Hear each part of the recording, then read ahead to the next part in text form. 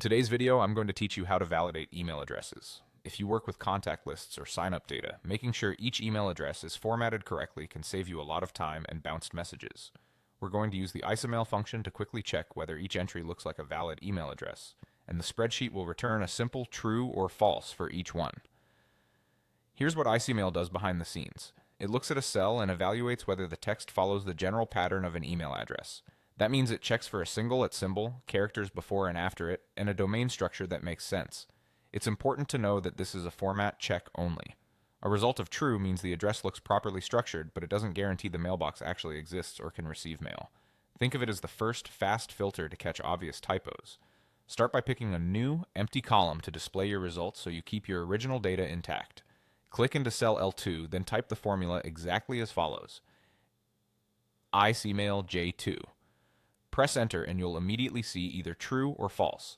If your email address is stored in a different cell, simply point the formula at that cell instead. For example, if your email address is in A2, you would change the reference so the formula evaluates that cell. The key idea is that the formula should reference the cell containing the email you want to validate.